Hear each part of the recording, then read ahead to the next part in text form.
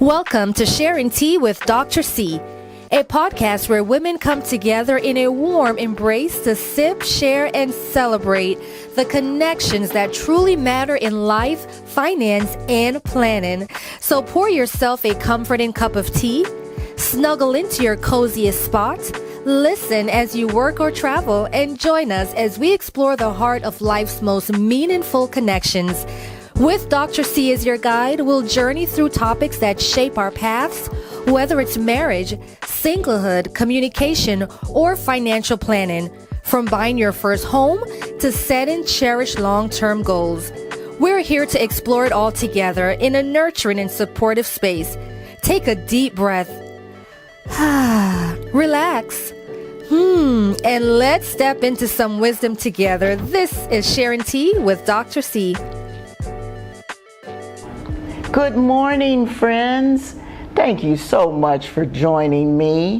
What's today? Let's see. Thursday? Maybe you have just one more day to work? You can make it. You can make it. But for now, why don't you just relax and share tea with me, Dr. C. Have you shared this link with your friends? And have they subscribed? Well, be sure to do that, okay? Before we jump into our topic today, let's just have a moment of prayer. Lord, please help us navigate through so many of life's changes with confidence. Amen. What do menopause, divorce, child going off to college or the military, retirement, spouses or parents' death, what do they all have in common? Change. Navigating through life's changes is sometimes very daunting, isn't it? But you can do it. There are so many changes we could discuss, but we're just going to talk about a few today, all right? After giving birth to your first child, that'll be one. Number two, when your firstborn goes off to college. Number three, retirement. Number four, divorce. Number five, dare I say the M word, menopause. And number six, death of a parent or spouse. I don't know, but changes, any kind of changes, are so hard, aren't they?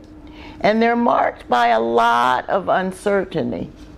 Sometimes, even when you know a change or a transition is coming, that's a little comforting.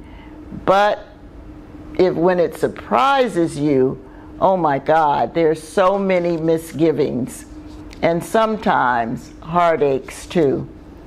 But we're going to give you a few tips, hopefully, to help you navigate through. Some of us will experience many of these changes, and some of us maybe just one or two. Whatever the number, change in life is going to happen. And it will be disruptive, sometimes costly, sometimes emotional. But come on. Let's dig in and jump in, and let's get to the other side of it, okay? Number one, let's start with the possibility of the birth of your firstborn. Oh my God, we're so excited. Baby showers, buying maternity clothes, putting together the crib, whether you have a husband or not. You're just pretty excited, huh? Then the labor pains.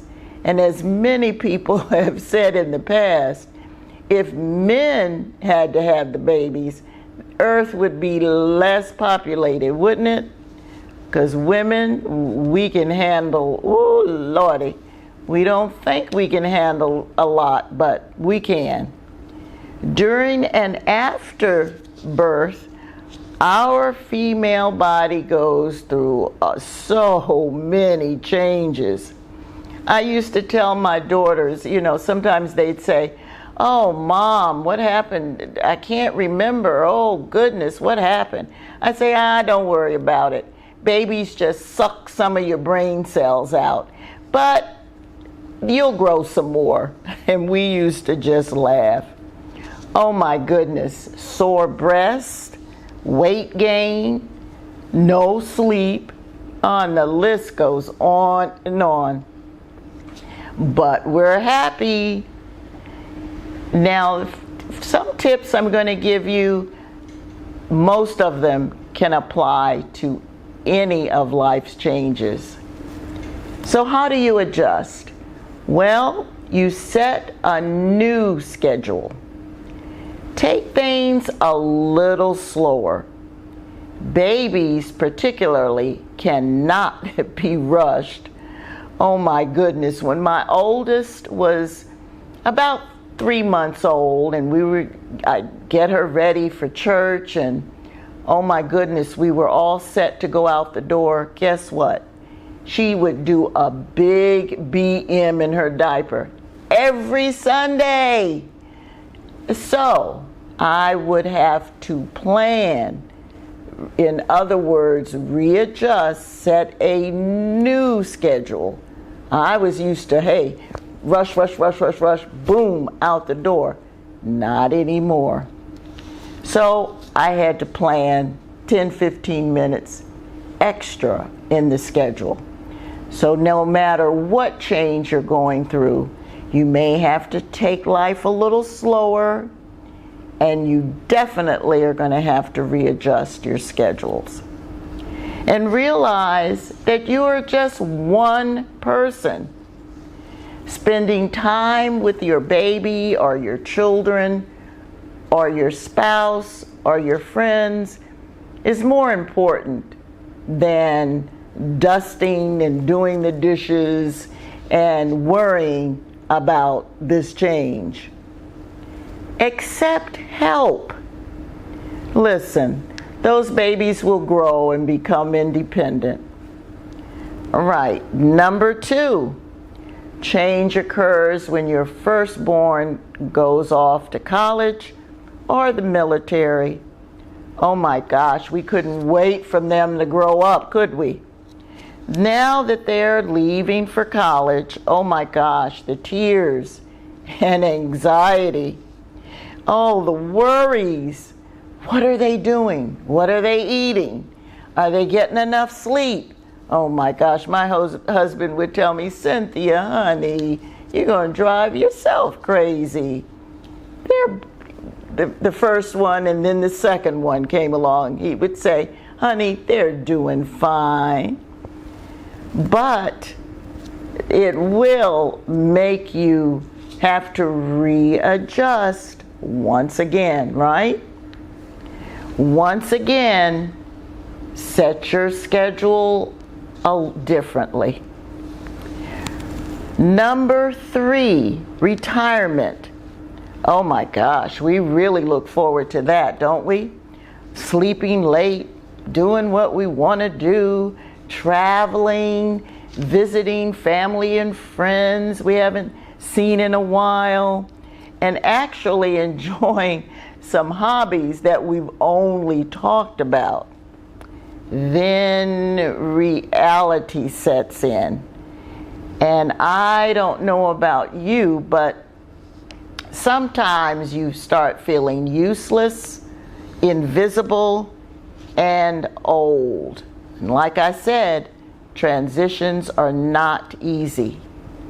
And talking about an adjustment, oh, this was a big one for me.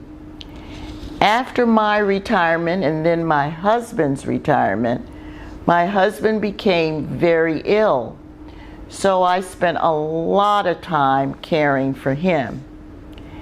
Then after he passed, of course, grief set in. So when I finally pulled myself together, I had to think and pray about the next chapter in my life. My friends helped steer me to podcast, and my prayer is that I am helping you in some small way. I really pray that I am. So you've got to find something that invigorates you and helps you feel worthwhile. Number 4, divorce. While I've been separated twice, I've never been divorced. But this is another transition that will take time and patience. You're going to have some patience with yourself to move on. The healing process from a divorce is a lot like the grieving process from the death of a loved one, I'm told. So you may have to put some of these steps into action. Practice acceptance. Give all your feelings space. There isn't any kind of feeling that's unacceptable. Just go ahead and feel it. But move on. Don't get stuck in that feeling. Get help. Therapy, support group, go to church, be sure to pray, get help. Spend quality time with your children, especially if they're little, letting them know that the divorce is not their fault. And don't wall yourself off from friends. Try out new ventures and avoid casting blame, especially in front of your children. Closing one chapter in your life allows you to open up a new one, okay? So grieve, heal, and focus on what the future holds. All right, number 5, the M word, menopause. Drum roll, please. Women are constantly going through physical transitions, aren't we? Starting from our first menstrual period. Then there's the possibility of childbirth. Then the older we get, we have perimenopause and then menopause. Now, I must say, some women don't experience anything during menopause or just have very few symptoms. Oh my God, I think I had every symptom there was. Menopause is also known as the change of life and is officially reached after 12 consecutive months without a menstrual period. Now, they say it occurs between the ages of 45 to 55, but it could occur as early as 40. Oh my, changes that our body goes through. Now, like I said, some of you have very few changes, but me, I had every one. Mood swings, hot flashes, vaginal dryness, night sweats, sleep disturbances, just to name a few. Now, I gotta tell you a real funny story. When I first started, and I really didn't know what was going on with me, you talking about some mood swings, I didn't even know why am I acting like this? One day I came home from work and my 2 girls each went in their room and closed the door, and my husband went in his study and closed the door. Can you imagine coming home and hearing 3 doors shut at the same time? Oh my God, I said, what? Oh, they don't like me anymore. What have I done? I immediately called my mom. I explained everything I was going through. She said, oh, baby, oh, I'm so sorry, but you're going through menopause. It's going to be okay. I'm going to fax you over a whole bunch of articles, and you make an appointment to see your GYN. I said, oh, Mom, thank you, and cried, etc., etc. But I tell you, I didn't know what was going on with me. During menopause, though, if you're not careful, you could start to feel useless, unworthy, not vital, and not sexy at all. Do not allow mood swings to play tricks on you. I refuse to let people be able to use that as an excuse, by saying, she's on a period. She's in menopause. Look how she acts. So I guess I took it out on my family, because during work, I held that stuff back, all right? But don't even do that to your family, and just realize that you're still vital, you're still worthwhile, and you're still sexy. There are natural remedies, and then there are prescription drugs. But please know, this is a normal transition. And finally, we'll just touch on the death of a loved one or a parent. I experienced both. God truly gives you strength to navigate through these transitions. The main thing I had to fight was depression. I refused to fall into the deepest pit of depression. Oh yes, I had days when I was truly depressed, and I had days I couldn't move out of the bed. Yeah, I had days when I didn't want to talk to anybody. I had days when I found it even hard to pray. I had to get my books on prayers somebody else wrote and say those. But whatever works, work it. But I refused. I'm like, Cynthia, get up. Get up. Because I've heard so many stories of falling into the pit and not getting out very readily. So,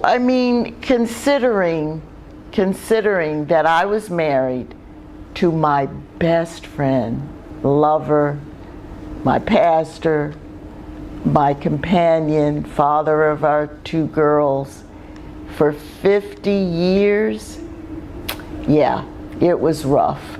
It was rough. But I had a lot of people praying for me, and I finally got to a point where I could pray for myself.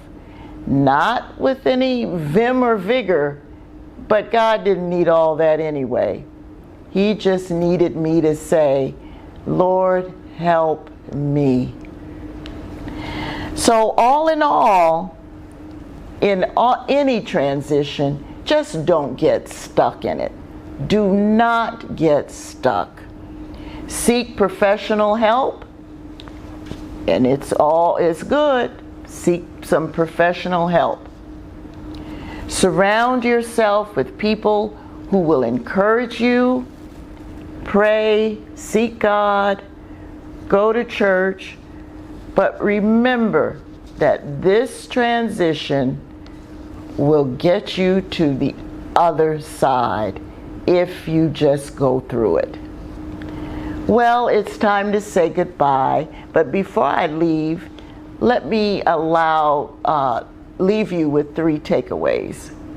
Number 1, accept that changes are a part of life. Number 2, accept professional help. Number 3, remember that you will come out of this transition onto the other side, okay? Oh my goodness, please share this link with a friend and ask them to be sure to subscribe. Oh yes, and our guest is coming back again in a few weeks. I can't wait. I'll tell you more later. Right. Bye-bye.